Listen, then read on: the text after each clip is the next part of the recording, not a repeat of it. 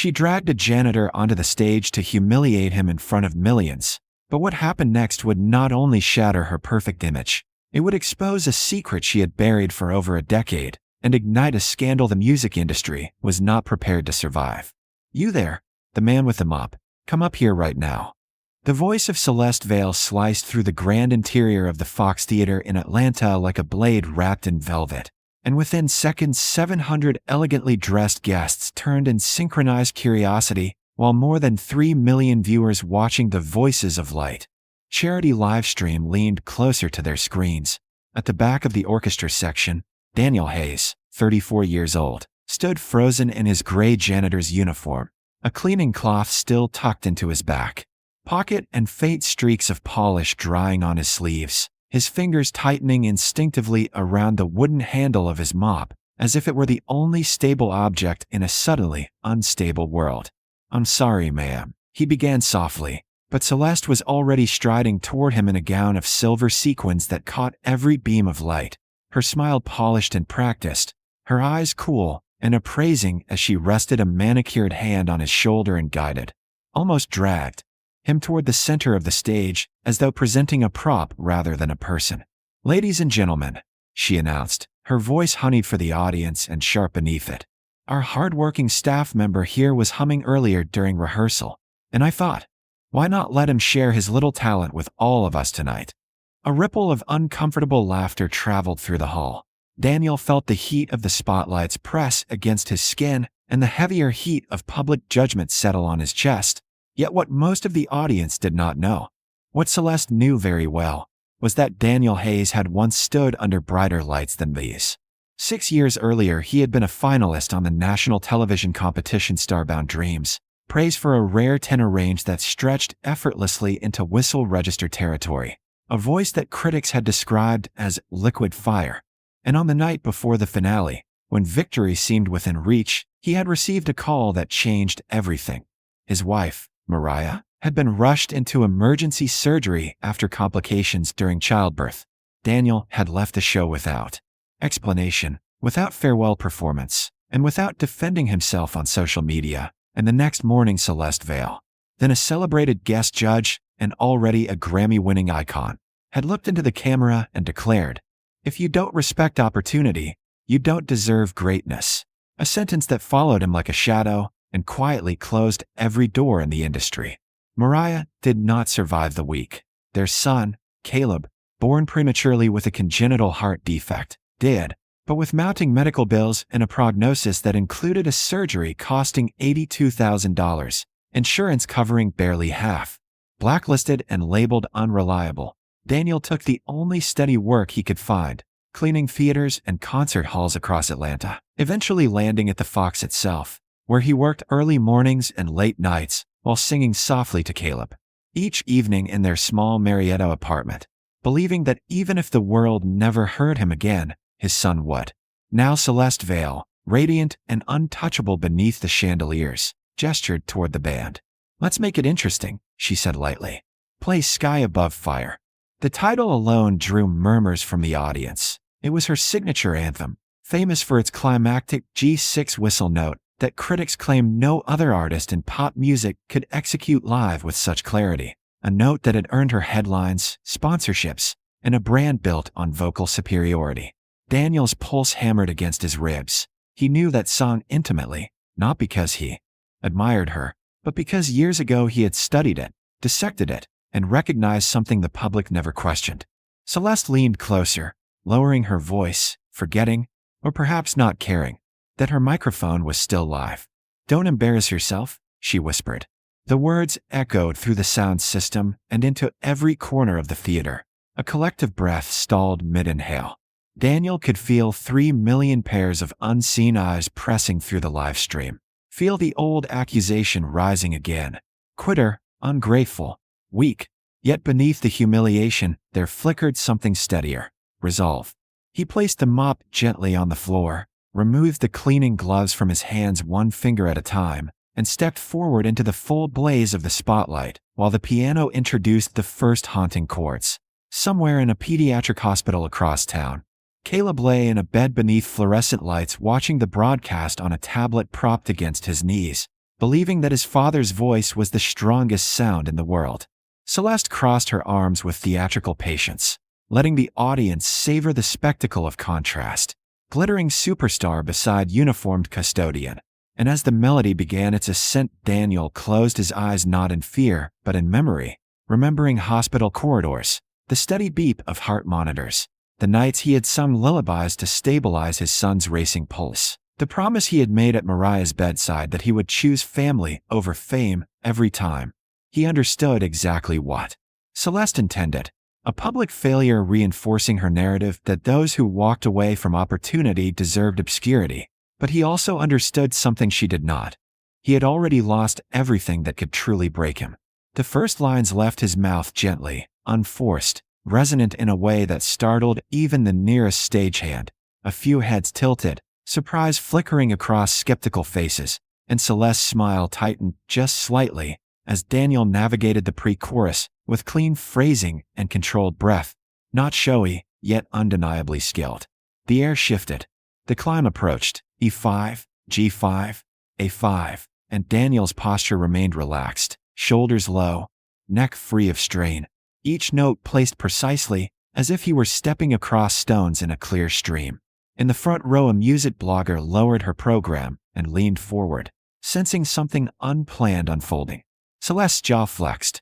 The bridge arrived, the moment engineered to break lesser voices, and Daniel transitioned seamlessly into his upper register, the tonal color brightening without thinning, the resonance spinning forward and upward until the theater itself seemed to vibrate in anticipation. For an instant, before the final ascent, there was silence, not from absence of sound but from collective suspension, and in that breath Daniel felt neither humiliation nor anger, only clarity.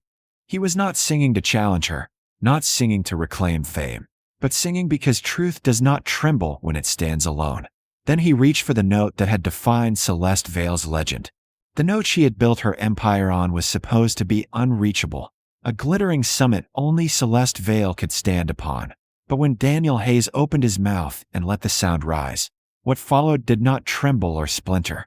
It rang, clear and piercing, a flawless G6 that cut through the Fox Theater like a beam of white light, pure, sustained, undeniably live. And for 5 suspended seconds the entire auditorium forgot to breathe. The piano beneath him softened instinctively, the band members glancing at one another in disbelief as Daniel held the note without visible strain, shoulders relaxed, jaw loose, the resonance floating rather than forced. Then, with surgical control, he carried the pitch even higher for a fleeting, shimmering lift before descending back through the scale in a seamless cascade, each interval placed with precision, until the melody returned gently to earth and the final phrase settled into silence. So complete it felt sacred.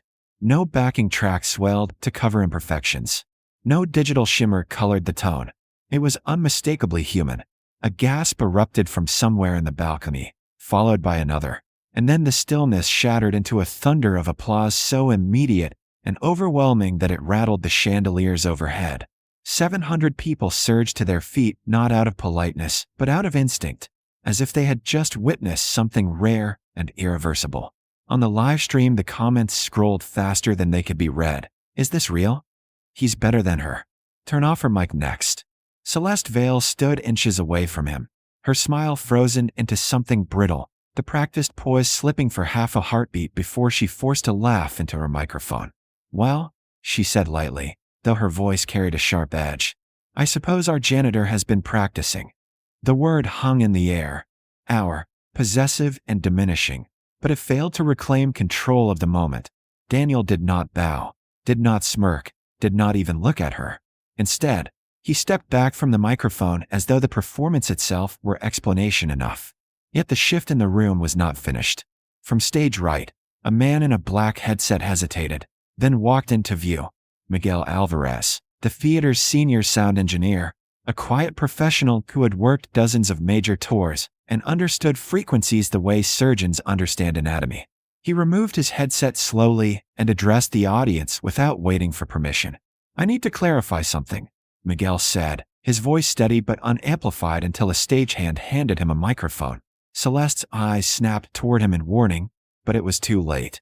That note you just heard from Daniel was fully live, he continued, turning slightly toward the crowd. No reinforcement. No preloaded sample. No pitch support. Murmurs rippled through the orchestra section like wind across tall grass. Celeste stepped forward sharply. Miguel, that's enough, she interjected, her smile no longer reaching her eyes. But Miguel did not retreat. During rehearsal earlier today, he said carefully, the whistle note in Sky Above Fire was triggered from a layered track, as it has been on every stop of this tour. The words detonated in slow motion. For a split second the audience seemed unsure how to process them. Then phones lifted higher, camera flashes ignited, and a wave of whispers swelled into audible disbelief. Celeste's composure fractured visibly. That is standard production enhancement, she snapped, her tone sharpening. Every major artist uses reinforcement. Reinforcement is not replacement, Miguel replied quietly, and though he did not raise his voice, the distinction carried. Daniel remained still at center stage, absorbing none of the chaos's triumph, only his consequence. He had not intended exposure. He had intended dignity. Celeste turned back toward him, her expression hardening. You think one lucky note makes you relevant? Again, she demanded under her breath, though the microphone still captured every syllable. Daniel met her gaze for the first time that night. It wasn't luck, he said simply. The honesty of it unsettled her more than arrogance would have. In the audience, a prominent music critic typed furiously into her phone.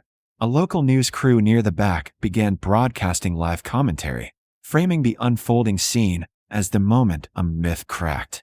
Celeste raised her microphone again, attempting to reclaim narrative control. Ladies and gentlemen, she said, her voice carefully modulated.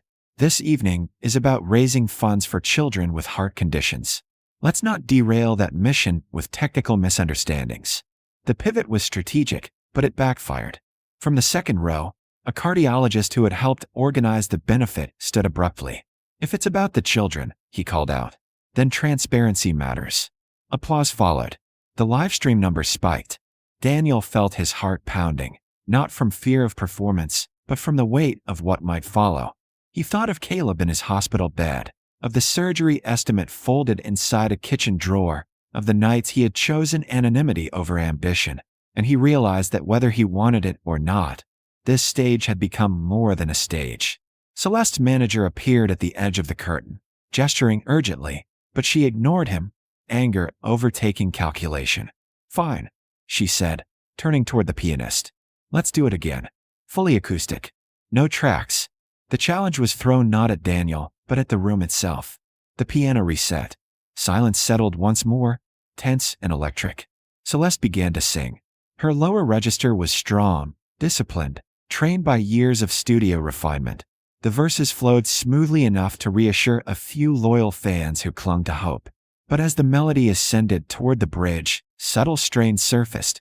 A tightening of the jaw, a lift of the shoulders, a breath taken half a beat too soon. E5 arrived slightly sharp. A 5 wavered. And when she reached for the G6, the summit she had claimed as her signature, the sound fractured at F6, splintering into a thin, brittle edge before collapsing entirely. She stopped abruptly, clearing her throat. Acoustics, she muttered, though the theater had hosted world-class operas without complaint. The crowd did not laugh. They simply watched, the spell broken. Daniel did not gloat. He lowered his eyes, as if the failure were something private rather than public. The difference between them had never been cruelty versus kindness. It had been authenticity versus illusion. Celeste's manager finally stepped forward, whispering urgently, but the momentum was beyond containment. Online, clips of Daniel's sustained note were already circulating, slowed down, analyzed, praised. Musicians across the country began commenting on technique, on resonance, on the unmistakable markers of true whistle register support. Within minutes, the narrative shifted from spectacle to scrutiny.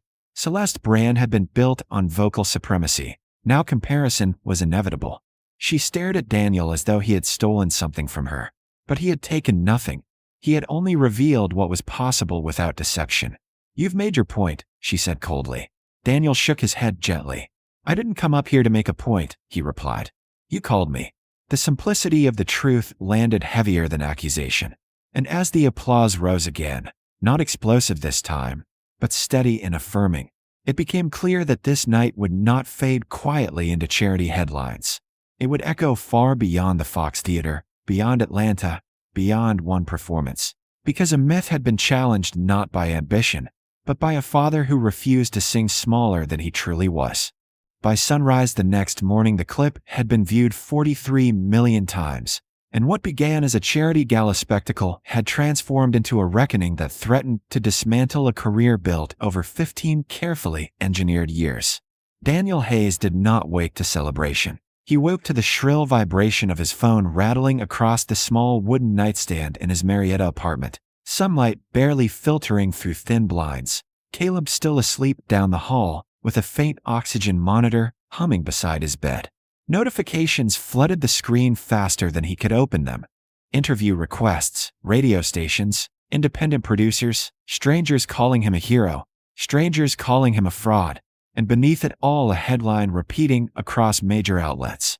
Pop icon Celeste Vale accused of lip-sync deception after Janitor's live performance. Daniel sat upright slowly, the reality of the previous night settling into his chest, not as triumph, but as weight.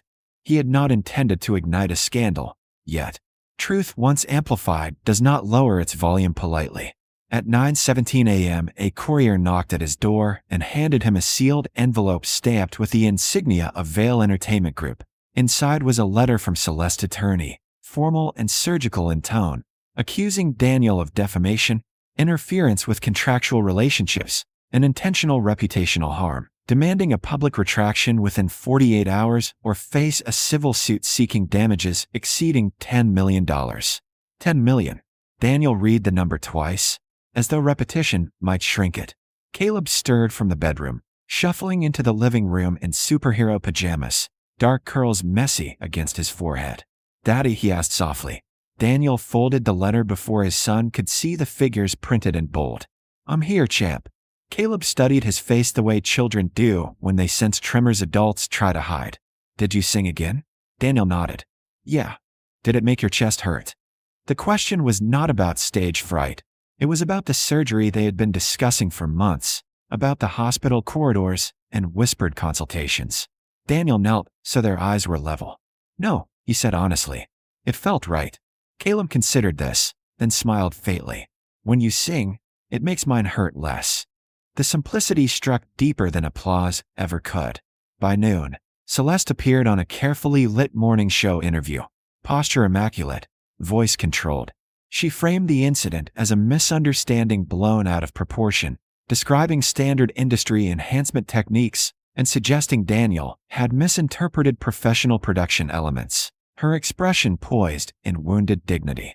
Yet the network played the side-by-side footage, her cracked F6 against Daniel's sustained G6. Analysis followed. Vocal coaches dissected breath support and resonance. Former touring musicians began speaking anonymously about reinforcement practices. The narrative widened from personal rivalry to systemic transparency. At 2 p.m., Daniel received another call, this one unexpected. It was Dr. Elaine Porter, director of a nonprofit pediatric cardiac foundation that had partnered loosely with the gala. "Mr. Hayes," she said, her voice measured but warm. "We reviewed your son's case file this morning. Our board has voted to fully fund Caleb's surgery." Daniel's grip tightened on the phone. "You don't have to. We want to," she interrupted gently. "Last night you reminded people why integrity matters. We believe children deserve that kind of example." For a moment he could not speak. The legal threat, the online noise, the swelling public debate, all of it faded behind the singular truth that his son would have a chance. But relief was quickly followed by escalation. Celeste's legal team filed formally the next day, a strategic lawsuit not necessarily designed to win but to intimidate. Documents accused Daniel of orchestrating the exposure to revive a failed career, citing financial hardship as motive. Reporters camped outside his apartment complex. Comment sections polarized into camps of loyalty and skepticism. Miguel Alvarez, the sound engineer, publicly reaffirmed his statement despite receiving termination from Celeste Touring Company. The conflict no longer hovered in rumor. It moved into courtrooms and contracts. Daniel met with a pro bono attorney named Lila Morgan, who listened without flinching as he described both the performance and the aftermath. Truth is a defense against defamation, she said plainly. But truth can still be expensive. He understood. The cost was not only monetary, it was emotional, reputational, exhausting. That evening, Caleb sat cross-legged on the couch, watching a muted replay of the performance. "You were taller," he observed. Daniel smiled faintly. "Stage lights do that." Caleb shook his head. "No, you were taller because you didn't look scared." Children recognize courage not in volume, but in posture. In the weeks that followed, depositions were scheduled, contracts subpoenaed, touring arrangements scrutinized. Under oath, former backing vocalists disclosed NDAs that restricted public acknowledgement of their contributions, layered whistle samples archived and digital stems presented as evidence. The case attracted national attention not because a celebrity had cracked a note, but because marketing language on tickets had promised live vocal mastery, a phrase now under examination. Consumer advocacy groups entered the discussion. State legislators floated proposals requiring disclosure of pre-recorded elements in advertised live performances. What began as humiliation had become reform. Through it all, Daniel avoided talk show circuits that attempted to bait him into character attacks. "I don't hate her," he told one journalist quietly. "I just won't pretend." That restraint reshaped perception more powerfully than outrage would have. 3 months later, as Caleb was wheeled in a surgery funded entirely by the foundation and supplemented by small donations from strangers who wrote notes about bravery and bedtime songs, Daniel sat in the waiting room humming the same lullaby he had sung in hospital rooms for years, not for cameras, not for headlines, but for steadiness. The procedure lasted 7 hours. When Dr. Porter emerged, mask lowered, eyes tired but bright, she nodded once. It was successful. Daniel exhaled in a way that felt like release from gravity. Outside the hospital, reporters speculated about the lawsuit's trajectory, about settlement negotiations, about sponsorship withdrawals affecting Celeste's upcoming residency. Inside the recovery room, none of that existed. Caleb woke groggy, voice thin. "Sing," he whispered. Daniel did. Not the G6 that had ignited debate, not the anthem that had fractured an empire, but a soft lullaby carried on breath that trembled with gratitude. Months later, the court dismissed the majority of Celeste's claims, citing insufficient evidence of falsity, while mediation resulted in a confidential settlement requiring revised marketing disclosures for her future performances. Her career did not vanish, but it shifted. Spectacle gave way to recalibration. Daniel, meanwhile, declined major label offers that demanded relocation and exclusivity. Instead, he accepted a residency at a local arts center 2 nights a month, close enough to be home by bedtime. On opening night, the marquee did not advertise whistle notes or vocal supremacy. It read simply, "Daniel Hayes, live." Caleb sat in the front row, a faint scar tracing his chest like a quiet testament. When Daniel stepped into the light, he was neither janitor nor a viral sensation. He was a father who had chosen truth when humiliation would have been easier to swallow. He sang without proving anything, without challenging anyone, because the highest note he had ever reached was not the G6 that echoed through the Fox Theater. It was the decision, in the face of pressure and fear, to stand upright in honesty and let the sound be his own.